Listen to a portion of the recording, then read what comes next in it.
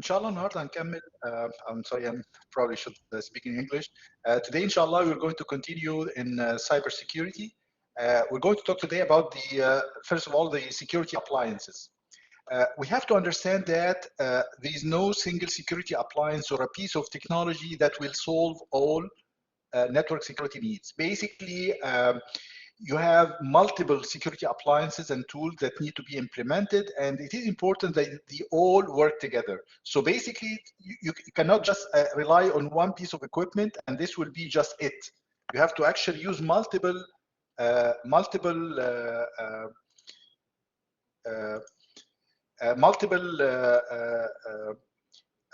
pieces of equipment and multiple technologies in order for basically this to work, basically for the cybersecurity needs to work.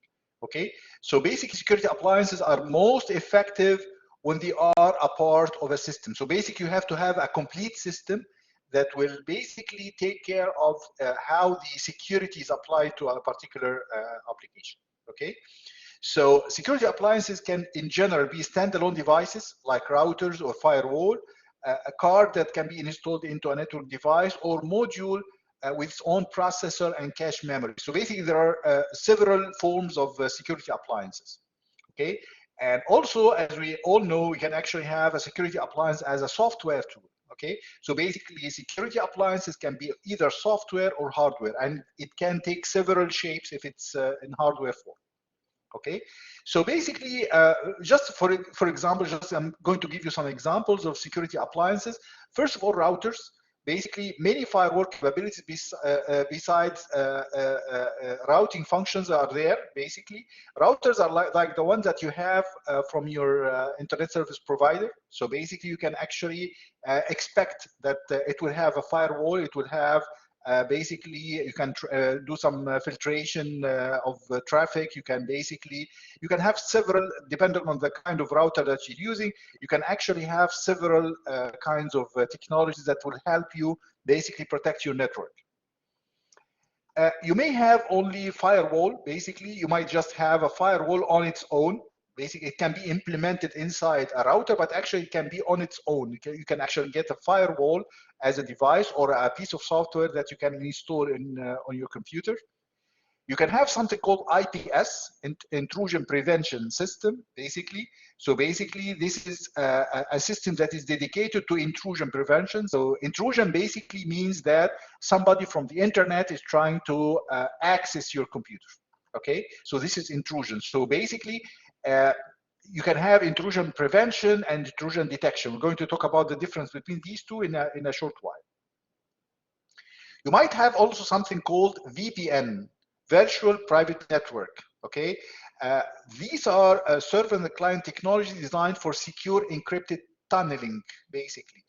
This is, for example, used when you are accessing, basically if you are working from home, for example, and you're working in a company that has a private network and you would like to access the private resources on that network, then you might actually, these companies might actually have something called VPN, where you can actually use that VPN to access the private resources on the company network. Like, for example, a printer, like, for example, a certain network attached storage that is basically inside the company itself. So basically it works by having something called like a tunnel. Basically, imagine that you have a tunnel between the server and the client. Basically, the client would basically have that VPN, and basically the server on the other side, the server that resides inside the company, and basically the VPN takes care of encrypting all communication from the client to the server. And basically to the client, the server appears as a local area network device. So basically this can be over the internet, but basically because it's tunneled, because it's encrypted, basically nobody can access whatever goes on between the client and the server. So basically it's a way of connecting remote servers or remote clients to a local area network. Of course, you might have malware or antivirus, which is basically, it can be definitely in the form of a software or in the next generation routers or firewalls or IPS devices that we talked about. You can actually have some rules which can detect viruses, for example, okay? So you can have it implemented in a hardware form, in a hardware device that basically takes the load or the processing out of the computing device that you're using, or you might have it as a software on the host computer. You might also have other security devices, like, for example, you might have a web server that has a certain kind of security appliance. You might have some decryption devices. You might have like client access control servers, security management systems. So basically, all these kinds of things are intended to basically make sure that whoever is accessing the system has the right to do so. Okay, so basically all these are considered as security appliances. So any device or any piece of software, or in general any technology that might have software and hardware that enhances the security of a network or a system is basically called a security appliance. It's very important to detect attacks as soon as possible, because basically the longer the attack goes on without detection, basically it can do more damage, basically. So basically when hackers exploit flaws in a piece of software before the creator of that software can fix it, it is known as a zero-day attack. Zero-day attack means that basically, let's just look at the figure here.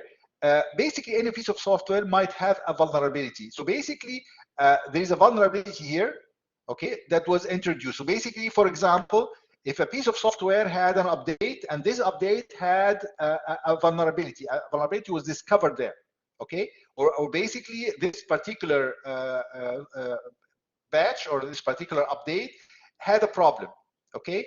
So basically, it might be discovered very quickly, okay, and from that day, from the time it is discovered until it is fixed, this is called the zero-day attack, okay. So basically here the patch developed or the update is available here, okay, but from the discovery of that vulnerability, basically it might be disclosed. Disclosed means that it is basically publicly available and hackers are aware of it, and basically once that happens, the vendors basically are basically try to basically quickly develop a fix, and basically they might actually release the fix, and basically then you apply it, okay.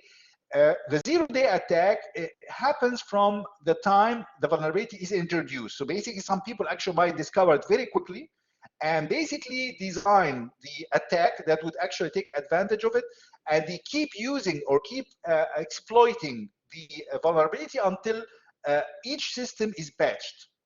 So basically, this is not a fixed time, because basically when you have an update or you have a fix available, not all computers apply that fix. So for example, some people are very security aware, and basically they quickly apply the fix. So basically they have the minimum zero-day attack, the minimum zero-day attack time, okay?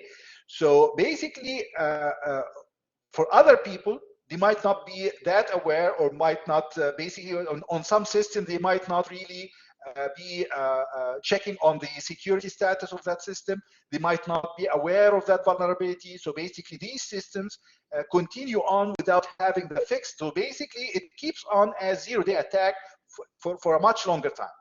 So basically some of the systems, some of the vulnerabilities that were discovered maybe in the 2000s, like 2005, 2006, something like that, people actually still exploiting some vulnerabilities that were discovered at that time, because such systems were not updated, were not fixed. So this is a big problem. Okay, so basically due to the sophistication and enormity of zero-day attacks found today, it is becoming common that network attacks will succeed, and that successful defense is measured by how quickly network can respond to an attack. So basically you should expect that vulnerabilities will be there at some point, okay?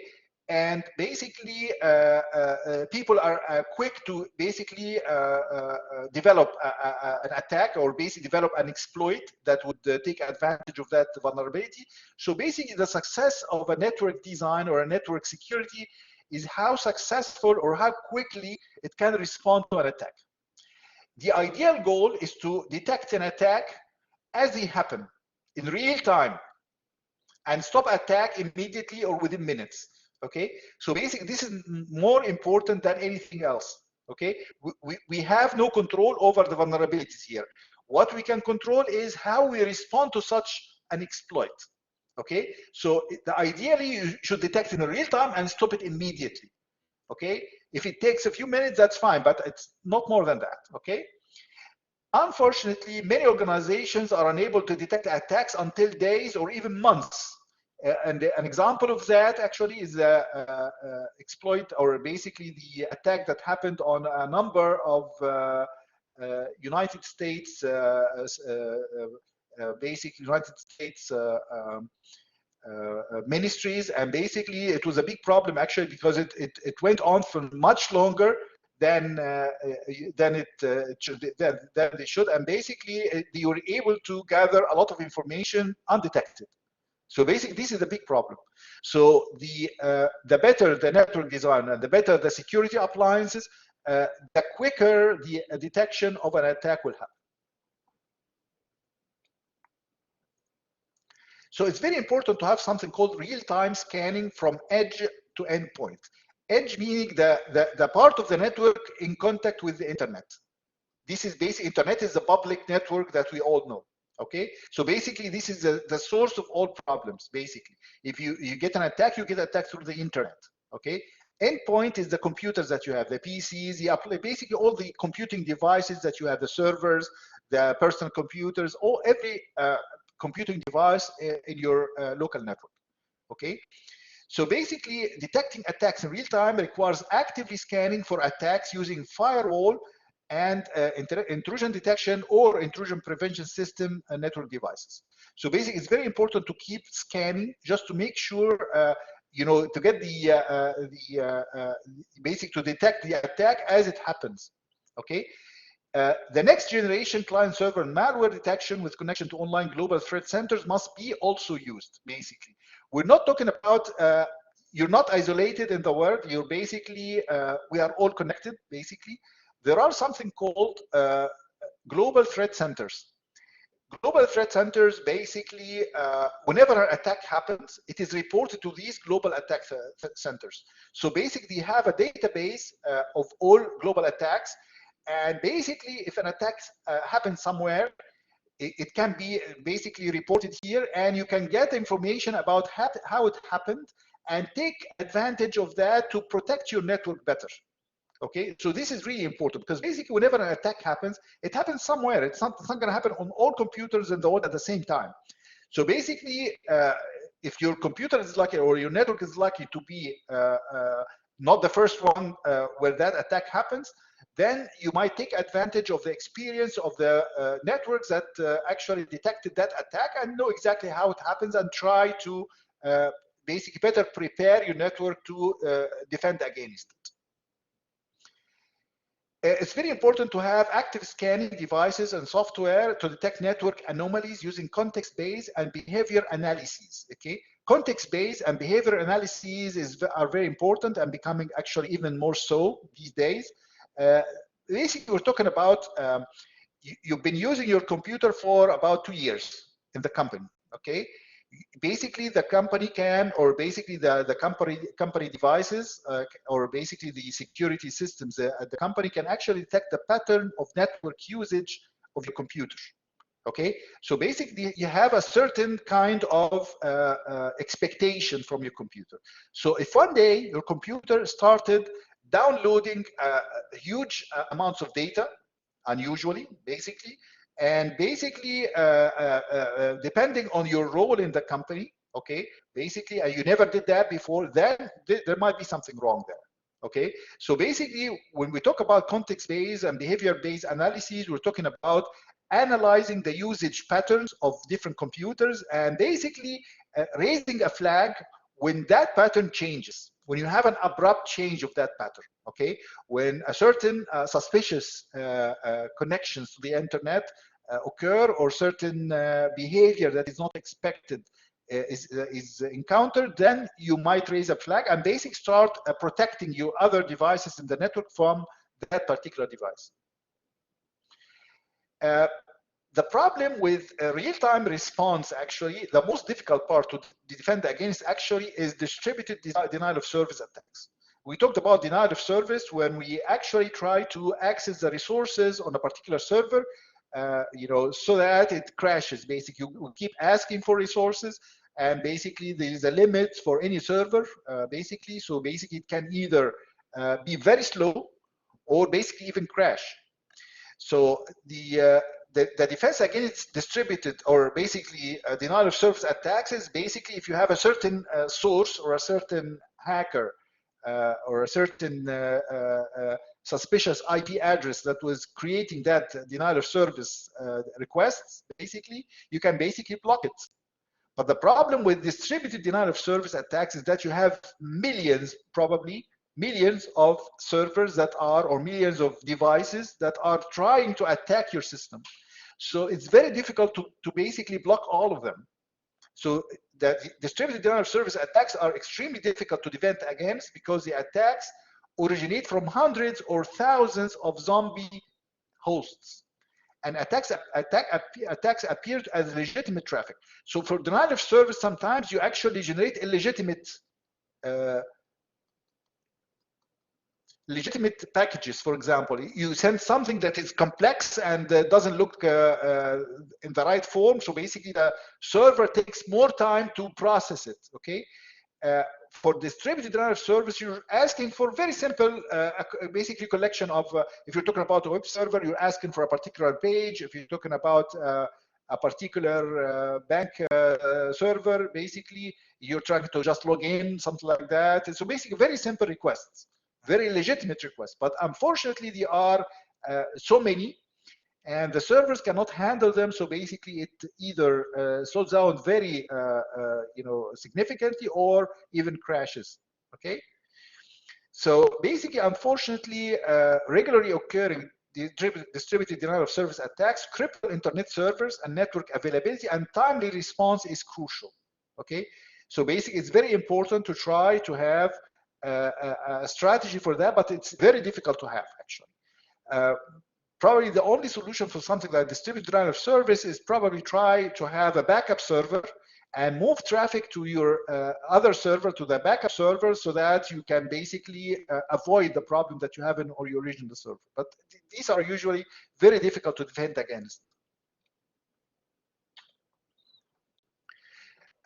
We talked about malware. We have different forms of malware.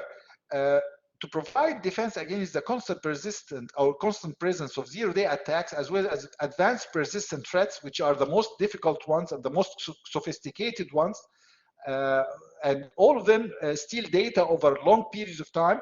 One solution is to use an enterprise-level advanced malware detection solution that offers real-time malware detection. So instead of having a certain device or a certain technology or a certain software on each computer, no, we're talking about an enterprise level.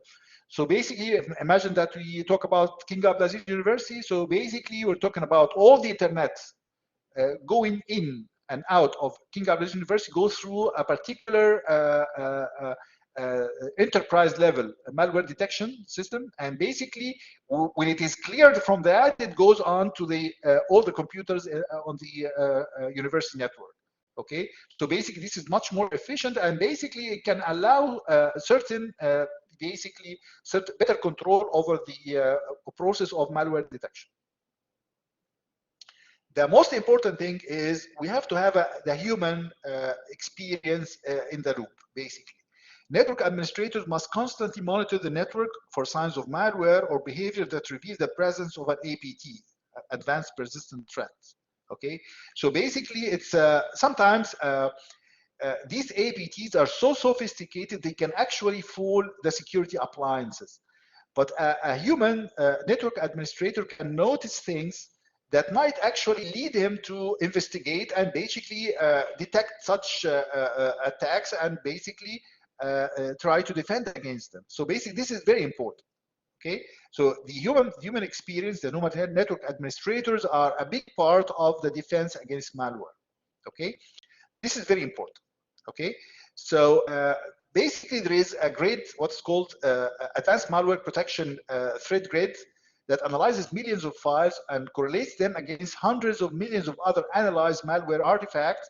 And basically, they can detect such presence or such kinds of attacks actually because they have much more experience than any other software, than any other even enterprise level software. Okay, so basically, if you have a device that is connected to this grid, you can actually get the information about such attacks, and basically, if there is a new attack or you might have suspicious files that actually belong or look close to one of the known attack types, you can actually get some information on how to protect your systems from such attacks.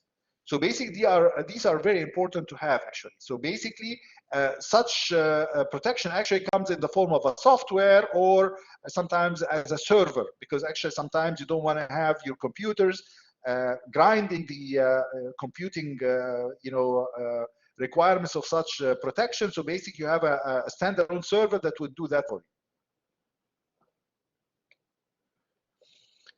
In general, there are some best practices as everybody that works in the basically computing or basic information technology in general must take into consideration.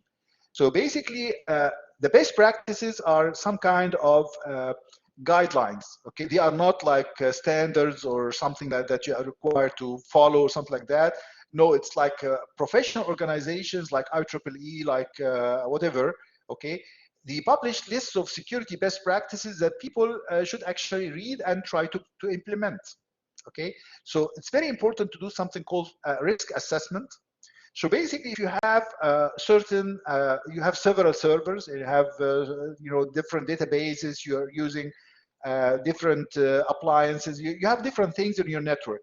Okay, you have to actually know the value of each one of the parts of your network and basically try to know or try to assess the risk of losing one of them.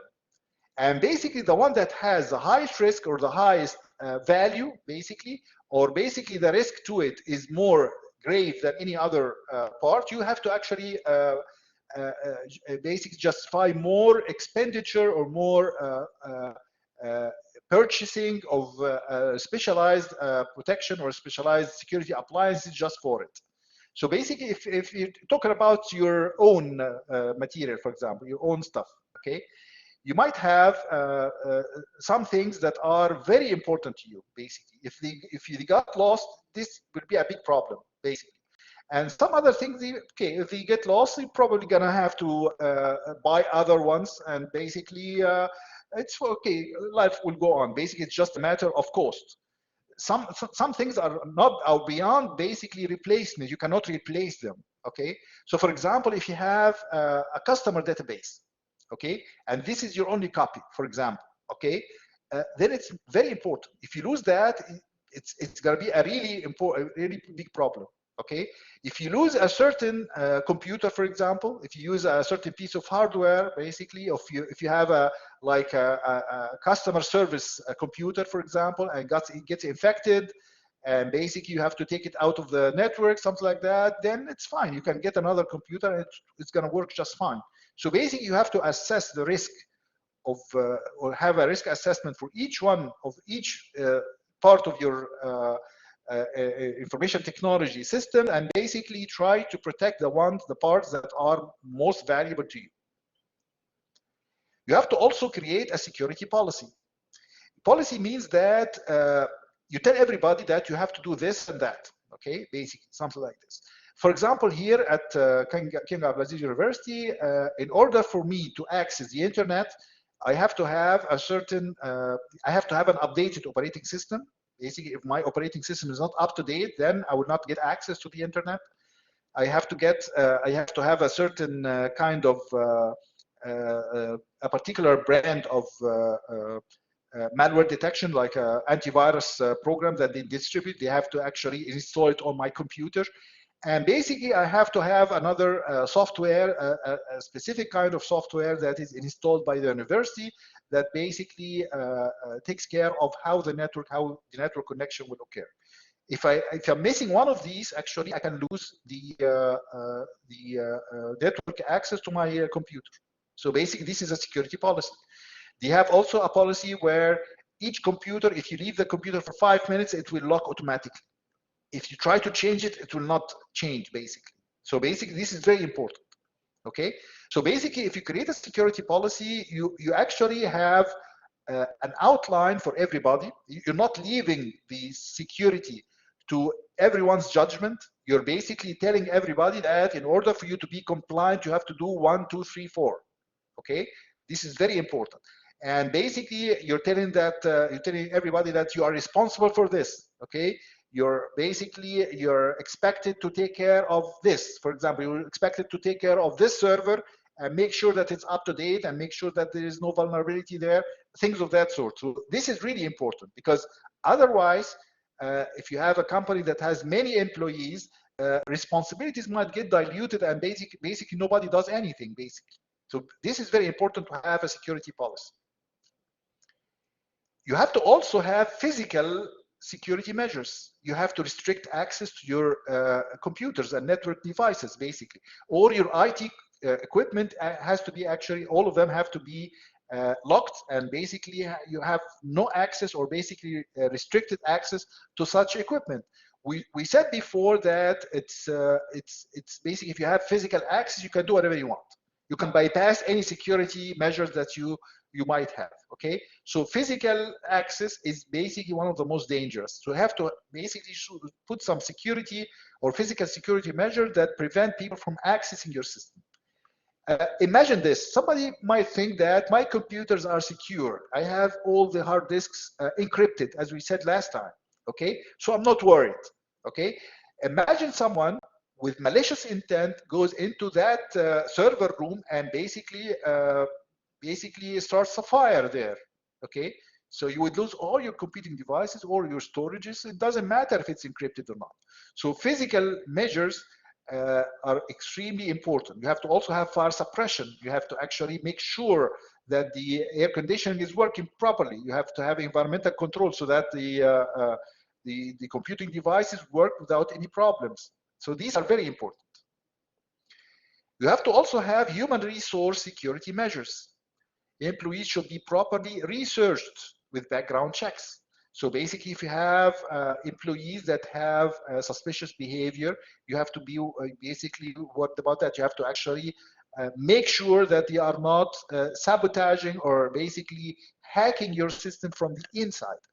Hacking from the inside is much more dangerous than hacking from the outside, because they have access to the local area resources. You have to perform and test backups. Okay, performing backups meaning that, for example, for me, I would take all my lectures and research programs and things of that sort. I'll basically put them on an external hard drive.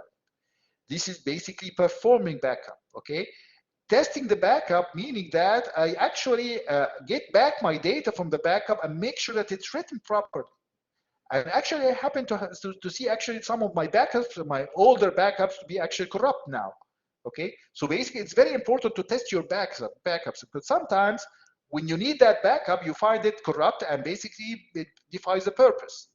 This is very important. So basically, for a company, you have to perform backups and test data recovery from the backups regularly, basically. Okay, you have to maintain security patches and updates. These are very important. So basically, whenever a security patch or an update comes to your operating system, to your web browser, to your whatever, any program that you have, it's very important to try to apply it very quickly. This reduces the zero-day attack time and basically makes your network as secure as possible. These are very important best practices that you should take into account. It's also very important to have employee or employee access controls, which is basically the same. Basically, access controls meaning that, as we said before in the EHR, you have to configure user roles and privilege levels, as well as strong user authentication. These are all part of the EHR. These are all part of HIPAA, by the way. Okay, meaning that user roles means that some users are regular users, some users have administrator privileges, some users can do anything you want. So basically, and access any data you want. So basically, you actually have to apply the minimum data access, basically depending on the role. Basically, you should not allow anybody to access anything. Basically, you have to have the data protected enough, and basically you have to assign each one access levels that are proportional to their roles, not more than that. So basically, you get the minimum amount of access that allows you to do your job, and that's it. Okay, so this is very important. So basically, roles, privilege levels, where privilege means that it allows you to access things and do things that might actually other people might not be able to do. And user authentication is very important as well. So it's very important to have certain policies about the passwords, or basically multiple factor authentication, things of that sort, to make sure that it's very difficult for anybody to impersonate a company employees and assume his role in the company or privilege level in the company. It's important to have regularly testing of incident response. So basically, we've been talking about hacking, and basically that it can happen, and basically anything can happen, will happen. Okay, so you might as well try to have a day to basically apply or test your incident response. So basically, imagine that one of the servers is down, for example. Okay, and try to have a drill, or try to have a simulated response, basically, so that everybody knows exactly what to do in the actual scenario. Okay, so this is very important. It's like a fire drills. Fire drills means that in order for people working in a company to know exactly what to do during a fire, you're not going to wait until a fire happens. You basically have a fire drill where you actually sound the sirens, the fire sirens or fire alarms, and basically instruct people to do, make sure that people do exactly what they are supposed to do. If somebody is not aware of what to do, you have to teach him how to do what he's supposed to do. So basically, you test the answer and response before the actual incident happens. It's very important to have network monitoring, analytics, and management tool, basically in order for you to be able to know exactly what's going on in the company network. Basically, as I said before, if you have something that is context or behavior,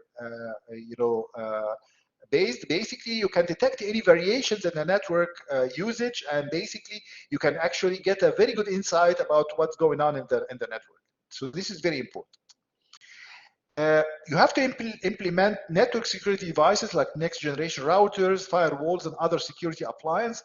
Next generation means that these routers are attached or connected to a threat database. So basically, you can get the database. Basically, they have the regular things like firewalls and things of that sort, but it's also, these are also connected to a threat center. So basically, you can get the updated information on how to deal with new attacks, so that you can actually assume that your network will be more secure than other networks that don't use them. So basically, if you know how the attack will happen, you can be more prepared. It's definitely going to be more prepared than someone who doesn't know how the attack will happen. You have to implement a comprehensive endpoint security solutions. You have to actually use enterprise level anti-malware, antivirus solution.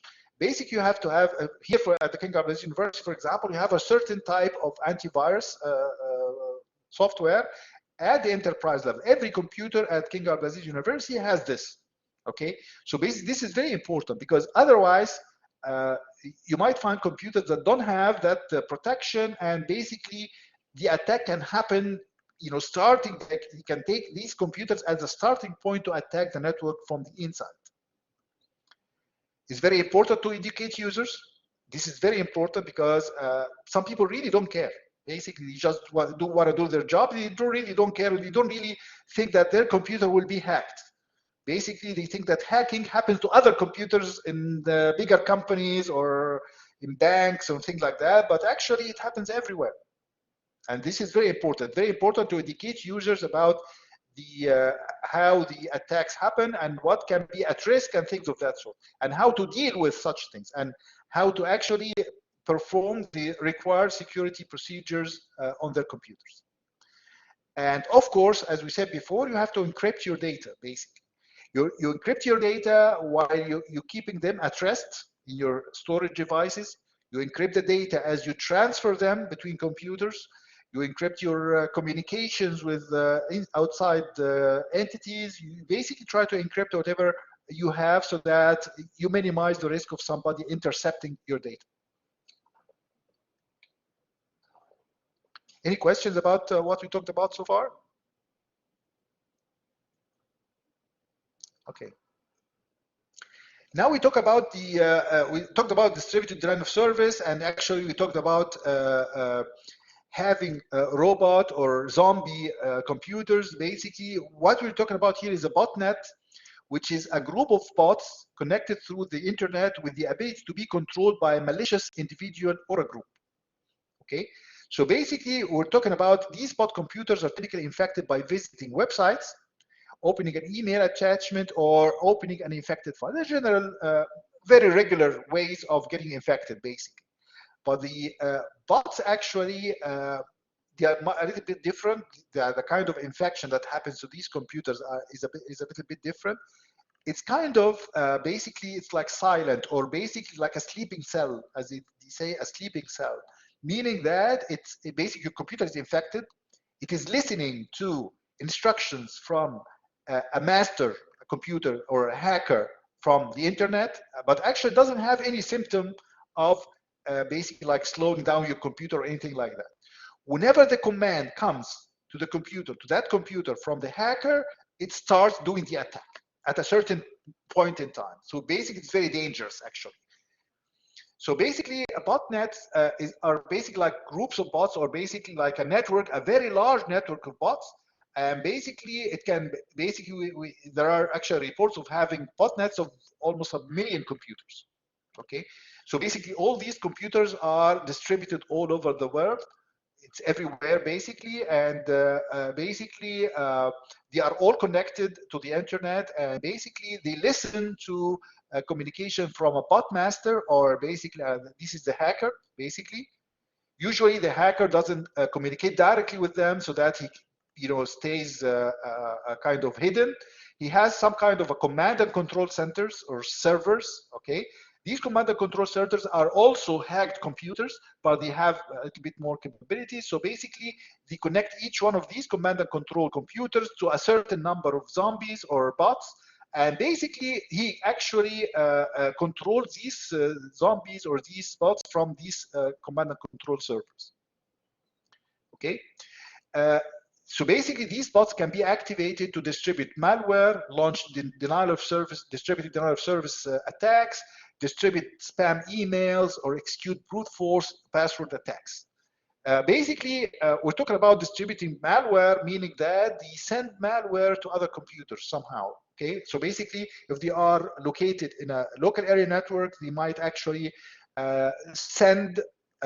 Basically, when you have a private network, you're allowed to access other people's computers, by the way.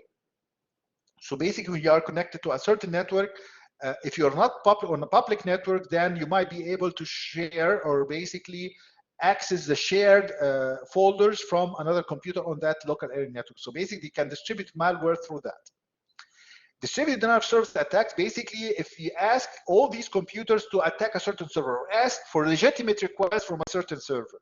So basically, if you ask, if you basically send 1 million requests to Tawakkalna, for example, then this can be a very big problem. So this is really serious, basically. Okay. So basically, or a certain bank, for example, it might go down. Okay, might crash actually. You can actually use it to distribute spam mail. So basically, use all these zombies to send spam mail all over the world, basically. So basically, this is very dangerous. And actually, at the end of this lecture, I'm going to show you a phishing email that I got this week, by the way. We talked about phishing emails where you're asked, basically this email comes like a legitimate email from something that you know about, okay? But actually the links there are not legitimate, basically. they are tricking you to clicking them, and whenever you click them, you can get actually infected. Okay, so basically this is the kind of thing that you can use a botnet for. Or you can execute brute force password attacks. Brute force password attacks means that you got an encrypted password,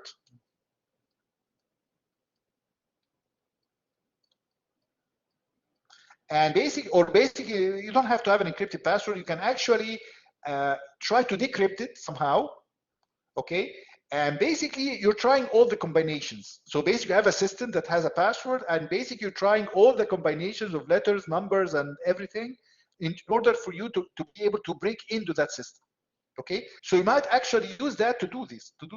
You can try, each one of them can try to log in with a certain password, and basically you try all kinds of passwords, and basically until you find the password that is correct for that server.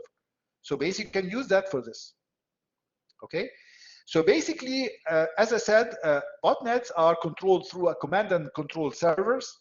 Okay, and actually, you know, the bad thing about this is that people who actually create such networks, they can actually rent it to other people to do certain attacks. So basically, you can actually, if people go to the dark web, where actually such illegal activities happen, some malicious people can ask for a certain botnet to do a certain attacks on a certain server. You can actually get such a botnet. You don't have to create it for yourself. You can actually rent it from somebody for a fee, which is actually very dangerous. So basically it's like a gang, or basically a number of thugs that you can actually, like people can rent to do certain illegal activities, which is extremely, of course, definitely illegitimate, and at the same time extremely dangerous. So these things are very important to be aware of. The expression cyber kill chain has been developed, or basically coined by Lockheed Martin, which is basically a definition of how an attack happens. Okay, a typical attack happens in stages, and it's very important to be aware of such stages to try to stop the attack as soon as possible. So the first stage is what's called reconnaissance. Reconnaissance is basically the attacker gathers information about the target. They try to do things like port mapping, things of that sort, or try to gather information about the owner of that system from the internet, so that he can actually know exactly as much information as possible about this particular target. After that, the second stage is weaponization. Basically, after you get the information here, you might find something that has a vulnerability. It's very likely.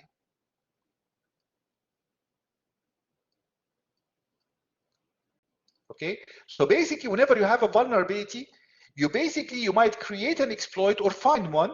Okay, and basically, you can probably design a malicious payload to send to the target. So basically, you find a way to use the information in order to create the exploit that would actually take advantage of a vulnerability that is present in that target. Okay, the third stage is delivery. So basically here you created the weapon, here you're delivering the weapon. Okay, you're basically sending that weapon, or basically delivering that attack to that particular target. Okay, so you can actually send it by email or other methods depending on the kind of information you got from here. Once it is delivered, basically the next stage is exploitation. So that particular exploit will actually start working on the target. So basically it gets executed and basically starts exploiting the target system that was attacked. After it is exploited, it tries to do something called installation, where basically that malware can create backdoors on the target. So basically it creates ways, further ways of for people to go in that system. Okay, so this is extremely dangerous actually. So instead of just having a virus that is local to your computer, basically you made your computer available so that it can be accessed by the hackers directly. Okay, so it's very dangerous. The next stage is command and control, which means that now your computer is under the command and control of the remote hacker, basically. So basically, he can do whatever he wants with the computer. Okay.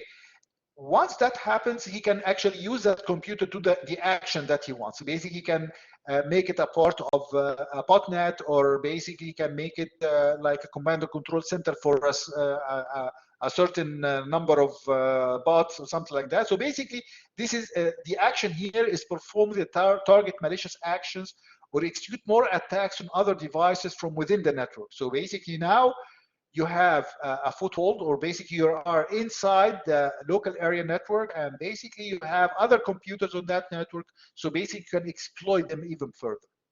So basically it's very important to know these stages, because basically it's very important to stop it from here. Once you got beyond that, basically it gets more difficult actually as you go further in the cyber kill chain. So to defend against the kill chain, network security defenses are designed around the stages of the kill chain. So basically, you have devices that are basically intended to prevent people from gathering information on your system. For example, some security appliances, when they feel, or basically when they sense that their computer or this system is being port mapped, okay, when port mapping happens on a system, basically this is reconnaissance basically. So basically it knows exactly that this is the first stage of reconnaissance. So basically it stops that immediately. Okay, so it tries to close all the ports, or basically tries to defend against that. Okay, so basically you have to have basically on each one of the stages of the kill chain, you have to have attack indicators at each stage. Meaning that, for example, here when you have port mapping, this is an indication that a kill chain is starting, basically. Security tools are needed to detect the attack indicators at each of these stages. So basically, it's very important to have, for each one of these, actually, you have to have a certain technology that allows you to monitor and prevent further attacks. Basically, it detects any signs of an attack going on and basically tries to defend against it. Okay, so basically, sometimes you have gaps in the company's ability to detect an attack, and basically this can be a problem. Basically, if you have certain gaps within these, basically in one of these stages, basically you have, for example, the reconnaissance. Basically, you have a gap here in your security, then it can be basically exploited by the hackers. So according to Lockheed Martin, this is one of the biggest companies in the US, and basically documented a very basically some of the earliest hacks that happened in the world. Understanding the stages of the kill chain allowed them to put up defensive obstacles, slow down the attack, and ultimately prevent the loss of data. So the important thing is not to know everything. Basically, you're trying to make the attacker's life more difficult. And you know, knowing the nature of thieves, basically, if he feels that this will require hard work or more work, they will leave it and go to another one that basically has less defenses or less work to do. Okay, so you basically keep mounting basically defensive obstacles so that you can basically slow down the attack and hopefully prevent data loss from your systems. So basically the stages again are reconnaissance. Reconnaissance means that you get information. Weaponization means that you use this information to detect vulnerabilities and try to design the proper exploits that would actually work with these vulnerabilities, and then you deliver them to the target system. Then the target system actually starts executing the exploit. So basically, the exploit is now working to basically gain access to the system. Then when it gets more information or gets more access to the system, it can actually create backdoors or rootkits even that would allow people to actually access the system from remotely.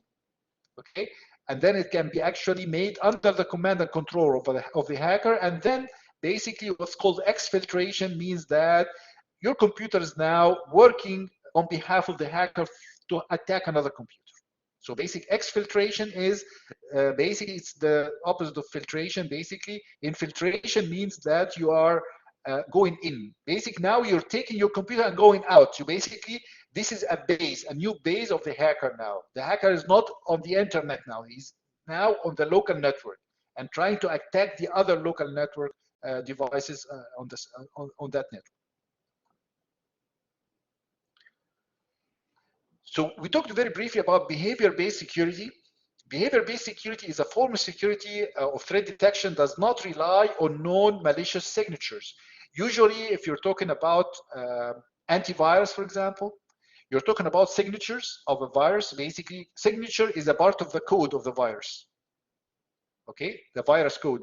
Okay, so basically, it's like a binary code that basically belongs to a part of the virus, the effective part of the virus. So if you detect that, you know that this virus is present. Okay, behavior-based security is different. Okay, it changes depending on basically whoever is using the computer. So basically, its function is to detect anomalies, to detect variations from the normal. Okay, anomalies means that things that are unusual. Okay, so this is very important. So basically, it involves capturing and analyzing flow of communication between the user on the local area network and local or remote destinations. Okay, so basically, it's basically it learns how the user computer is behaving basically.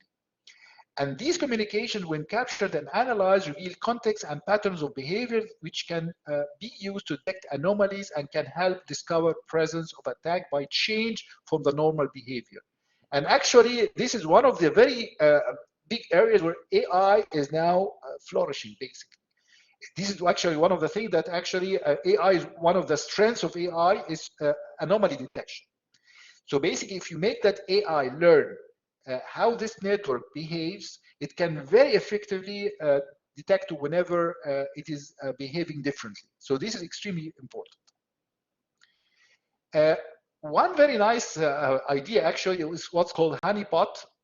Honeypot is a behavior-based detection tool that first lures the attack in by appealing to the attacker's predicted pattern of malicious behavior. So basically, imagine that basically honeypot, for example, as a word by itself is meant to be like basically if you're trying to defend your home against a bear, okay, dup, okay. So basically, you're trying to lure that bear into another area where you see exactly what it is going to do, or basically know exactly what kind of bear it is, and basically learn how to defend against it. Okay, so it's very similar to that. Honeypot is basically, you know that your server is basically susceptible to attacks. So instead of just trying to attack against everything, you basically create something called honeypot, where basically an attacker can think he's accessing your server through that honeypot. So that honeypot is not an actual server, okay? It's like a fictitious server or a simulated server that lures attackers, and basically you analyze how these attackers behave, and basically how they are trying to attack or how they are trying to access the server. Okay, when you learn that, you can actually defend against your server more effectively. Okay, so basically you lure in, luring meaning that you basically try to make them or basically make the honeypot attractive to them so that they can actually try to attack it. Okay, and then when they attack it, basically you learn more about them, you know, using the, you know, whatever they are trying to do on that honeypot. Okay, so basically once they are inside the honeypot, network administrators can capture, log, and analyze the attacker's behavior, and this can be used actually to have and basically create better or build better defenses in your system. So basically, if you see that this attacker is trying to attack in a particular way, you make sure that your actual server is protected against this type of attack. So basically, this is really nice. So it's called behavior-based because it's not actually looking at the behavior of the user, but actually it's looking at the behavior of the hacker. Okay, so it's kind of opposite, but actually it's just as useful, basically. If you know, basically, if there is a problem in a computer, you can know it by behavior-based security. And also, You can learn by basically luring the attackers and learn about their behaviors and basically making security measures that protect against them.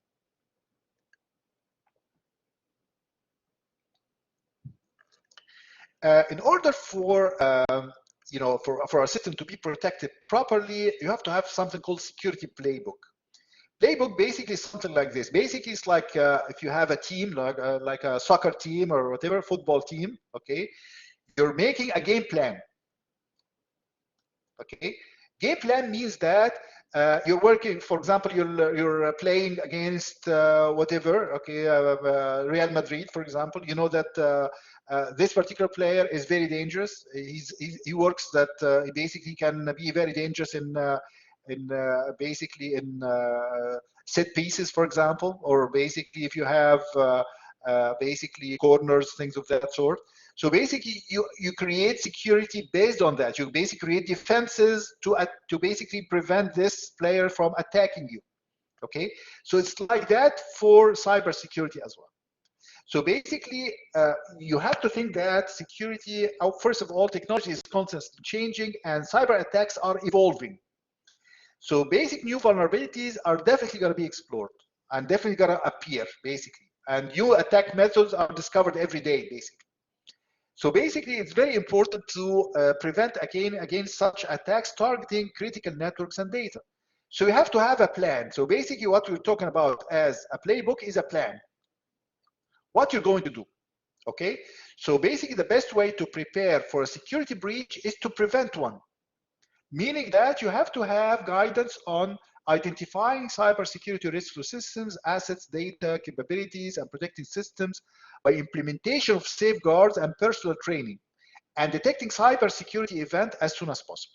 So basically, it's like you're going to attack or basically going to defend against future attacks by doing all these kinds of things. You're beefing up your security appliances. You're basically backing up your data, you're encrypting your data, you're teaching or educating your staff, you're making physical security. All these kinds of things are the playbook that you have. This is like the game plan that you have against cyber attacks. So it's very important to have also appropriate actions whenever a security breach is detected. So it's not enough to have basically have measures against potential attacks. You have to actually have certain things to do whenever that attack happens, whenever you have an actual breach. So whenever you have something like this and everybody's aware of it and is trained on it, then you are in the best possible security posture that you can be in. Okay, so it's very important to have something like this. Plan ahead, basically. Plan for defending against cyber attacks before they happen and after they happen. So after breach is contained and compromised systems, of course, we're talking about now after the breach is, if a breach happens and basically you work against time to basically contain it first, okay? Then the compromised systems and services are restored. So basically, one by one, you return your services back to normal, okay? Security measures and processes should be updated to include lessons learned during the breach and compiled into security playbooks. You basically update your security playbook to accomplish several tasks. So basically, you learn from your experiences, okay? So basically, you detect malware infected machines, you detect suspicious network activities, you detect irregular authentication attempts, you describe and understand inbound and outbound traffic. So basically, you have people sending things and getting things from the internet. You have to understand or basically be capable of analyzing such traffic so that you know which ones are legitimate and which ones are not. Provide us summary information, including trends, statistics, and counts of things that happen on your network. Provide usable and quick access to statistics and metrics about the cybersecurity of your systems, and correlate events across all relevant data sources. So basically, if you have very small variations in one of your computers and another in another computer and another in a server and another in a database, basically Each one of them might not be as significant, but actually if you compile them and correlate them, you might actually see a very different picture. So it's very important to basically consider all these things when you are basically considering how you are going to defend your systems. One of the important security appliances that basically that actually should be used is what's called intrusion detection system and intrusion prevention system. The difference between intrusion detection is basically intrusion detection just listens. Okay, listens meaning that you're basically analyzing the data between you and the edge point. This edge actually is a router, basically, which is connected to the internet. So basically, all the traffic here is analyzed by the intrusion detection system. And if it detects an attempt to make intrusion, to basically intrude into this system, basically, you can actually raise an alarm or whatever, okay? Write it in log, but usually you have to have certain kind of an alarm. Intrusion prevention, actually, it's like a device in the middle, basically. So basically, all the traffic here, it goes on like this, and basically, it's not interrupted by the intrusion detection system. You have here like a switch here that allows you to get a copy of whatever is sent. But actually, this is not in the middle. It cannot prevent the data going in and out of the terminal here. The intrusion prevention is not. Basically, it's in the middle. So basically, it has a firewall, and basically, it analyzes, and if it finds something that looks suspicious, it can prevent it. Okay, so basically, this is very important. Okay, so intrusion prevention is something in the middle, like this. Intrusion detection is basically a separate appliance that analyzes the traffic that you have in your data. Okay, so IDS, intrusion detection system, is either a dedicated network device or one of several tools in servers or firewall that scans data against a database of rules or attack signatures, looking for a malicious traffic. So basically, you have a certain firewall that has rules, and basically you say that if you receive certain kinds of packages, then this is an attack, okay? And you can program it and you can update it, you can connect it to a threat center so that you can get certain kinds of attack signatures to learn more about how attacks occur, and basically use these to detect an attack. And if match is detected, IDS will log the detection and create an alert for the network administrator. It doesn't take any further action, basically. This is it. Okay, so basically it does not prevent attacks from happening. So basically the job here is just detect, log and report, that's it. The problem here is that basically IDS systems might slow down networks sometimes. Basically, if you're not using IDS, basically sometimes if you're basically, in order for you to copy the data, it might take some time. So basically, this might slow down the network a little bit so that you can have more time to access the data by the IDS. So basically, if you have a system that looks like this is not going to take much time. So basically, it's not going to slow the network down. Or basically, if you're talking about basically a system that is basically if you use a system that like this, it's not going to be basically, it's not going to cause the slowing down of the network that we talked about. Okay, you can have IDS tools on top of a host computer operating system like Linux or Windows, but this actually this is not going to be very effective because basically it might slow down the computer a little bit. Okay, so instead of slowing down the network, it's going to slow down the computer because actually it has to collect the data and analyze it. So basically, it might be a load on the network. Okay, and basically when it slows down the network, it's called the latency. Basically, latency means that your network is a little bit later than what you expect it to behave without that IDS system. On the other hand, IPS has the ability to block or deny traffic based on positive rule or signature match. So basically, it will detect. Basically, you have the rules that you have here. And based on these, you can actually detect an attack, and when that happens, it can basically actually prevent it. Okay, so basically, this is a more advanced tool, and usually due to the complexity of what happens here, you basically have to have it like a separate appliance like this. You cannot have it as a software in your computer. So basically, this is one of, usually if you have a certain enterprise, something like that, it's better to have it as a separate security appliance rather than having a software installed on several computers. We now have a few slides about some legal and ethical issues in cybersecurity, and these are the last part of this part of the course. Cybersecurity professionals must have some skills as hackers, same skills as hackers, in order to protect against attacks. So basically, if you are dealing with, for example, thugs, you're dealing with armed robbers, things of that sort, people of that sort, you have to actually train policemen to basically have better skills than these people, okay, so that you can defend against them. So basically, this is very important. The main difference between the hacker and the cybersecurity profession, or the white hat hacker, basically, is that cybersecurity professional must work within the legal boundaries. So basically, it's not okay to do something illegal to defend against an attack. Okay, you have to work within the legal boundaries. Okay. Basically, it's very important to realize that it's not just a matter for the companies. It's actually like a personal legal issues. Actually, you can have some personal legal issues when you deal with cybersecurity. Basically, you do not have to be an employee to be subject to cybersecurity laws. Meaning that if you're working in a particular company and you did something that is illegal, as far as cybersecurity is concerned, then you might be prosecuted personally, okay? Even if you're working on behalf of the company, okay?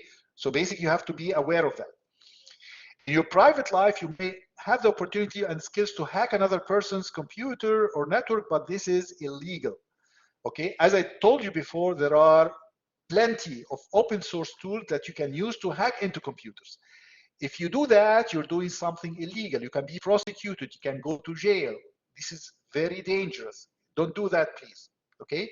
If you want to train to be a cybersecurity professional, then train on a network that you create yourself. Okay? Don't try that on other people's network. This is illegal. Okay? Most hackers leave tracks, like any criminal, basically, whether they know it or not.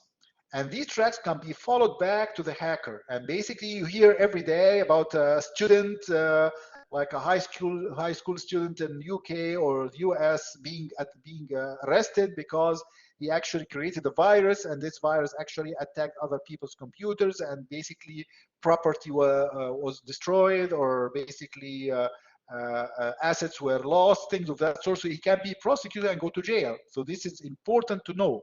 Okay, so basically, and you have to know that there's no clean attack. Basically, every attacker leaves a certain kind of mark, and basically it can be traced back. It might take some time, but actually, if they need to trace it back to the source, they can actually do that. Okay, and they will get that attacker or the hacker, and they can be in big legal trouble. Cybersecurity professionals develop many skills which can be used for good or evil. That, as we said, basically, white hat and black hat hackers basically have the same skill sets, but actually some uses these skills for good, and the other uses them for evil. Okay, those who use skills within the legal system to protect infrastructure, networks, and privacy are always in high demand. So basically, if you are able to gather the skill set for cybersecurity and use it as a white hat hacker, okay, you are a very valuable asset. You can get actually paid a lot of money to protect such systems. So basically, it's a very high paying job.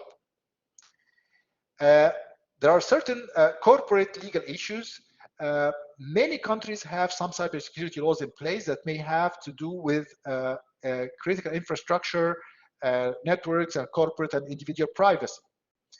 And basically, each company or each corporation has to require to abide by such cybersecurity laws.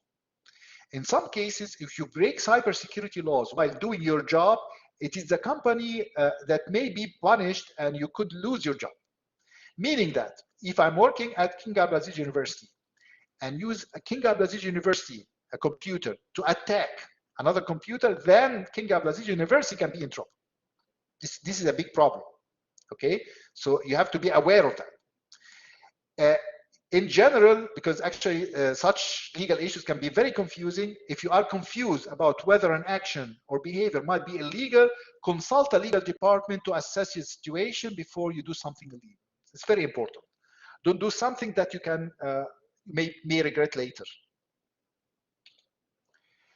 The difference between ethics and legal issues, basically, ethics are the kind of behaviors that are expected from everyone. Like basically, you might say that this person is nice and this person is not very nice. Okay, he's actually is very aggressive. Okay, aggressive means that he can basically dealing with him is a big pain. Basically, it's basically everybody has to deal with him basically.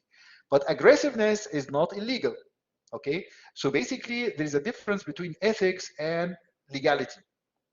So basically, in addition to working within the confines of the law, this is required definitely, cybersecurity professionals must also demonstrate ethical behavior, okay?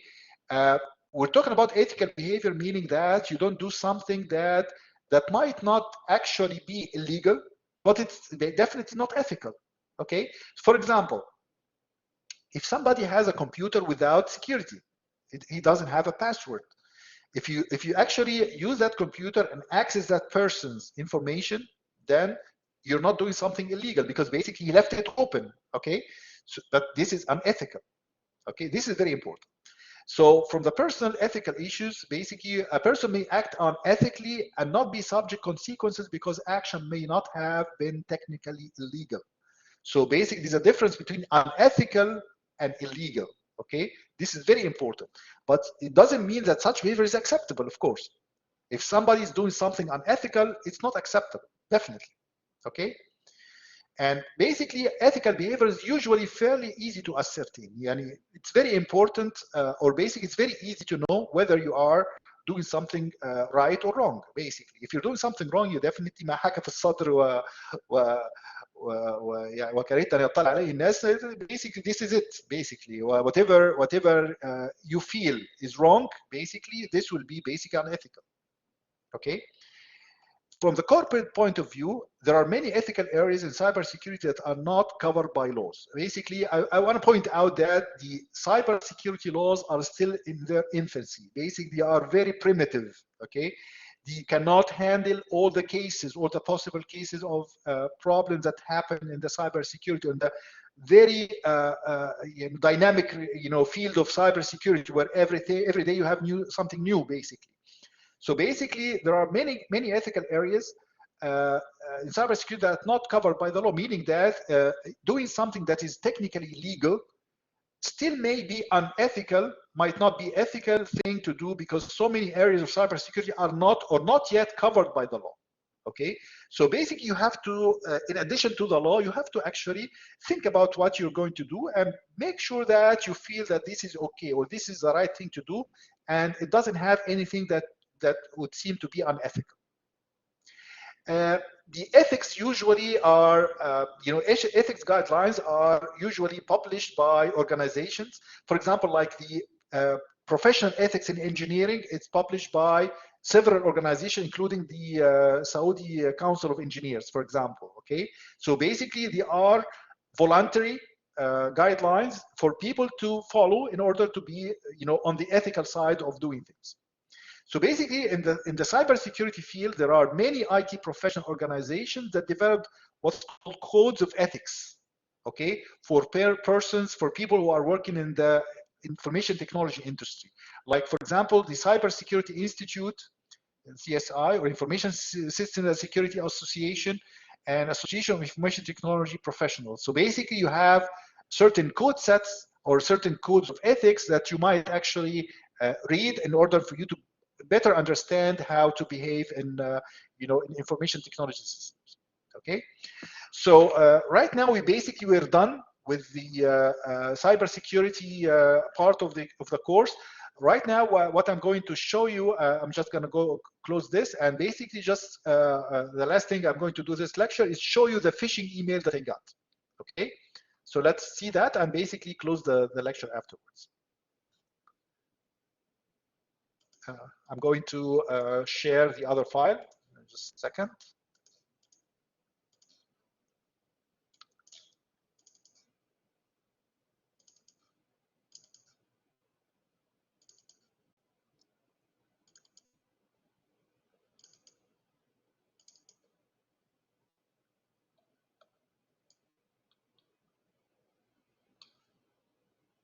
Okay, let me share.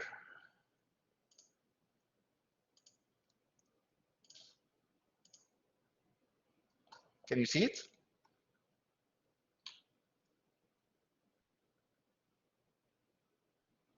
Okay, can you see it? Yes, doctor. Okay, so basically, I hope you can read it also, but actually I'm going to put that image in the Blackboard folder. So basically this message appeared to be coming from Saudi Post, okay, which is a very trusted organization, basically. If you see it here, SPL Post Saudi. So basically, package could not be delivered. So basically, there is a spelling mistake here. This is one of the indications that this is a problematic email. Okay, so whenever you have a spelling mistake like this, you basically sure that there is something wrong with that email. When I open that email, basically when it shows your email program, it just shows SPL, which and basically here was the logo of SPL, the actual logo of the SPL. Okay. When I tried to open the, this is basically the detailed version of the email. It came from a different server. It doesn't come from the Saudi Post servers. So basically, this is a big problem. Here it asked me, this is مطلوب دفع رسوم الاستيراد الضرائب. Basically, you requested to pay for the taxes. Okay, your package is waiting for you for your delivery. Okay, for delivery. Okay. And basically, it gives you some information about the things that you have to pay, like it's 3.75 reals. So basically, it's nothing. So basically, if you think about it, 375, I just pay it. It doesn't matter. It's not a big problem. And it gives you a link. This is a link here, splonline.com. Basically, if you read the link from here, it looks a legitimate Saudi Post address. But actually, if you hover over it, if you hover, basically get the mouse, don't click it. Definitely don't click it, because this is actually, if you click it, might actually install a virus on your computer. So basically, if you just hover over it, you come up with something that looks like this. You can see this as you see here. It's a very different email, it's a very different site here. Okay, so basically, it's a site that basically, whenever you click this link here, it will actually go to another link. So basically, there is a hidden link there. And basically, this link can have a virus to install on your computer. I received very similar emails from Saudi Post, from Amazon, from other things, other places. So basically, whenever you get an email, basically make sure to see where it's coming from. Okay, just read the address. Before you click any link, you have to actually hover over it with your mouse and make sure that it is a legitimate. It is exactly the same address that was written there. Okay, make sure that the email itself doesn't have any misspellings.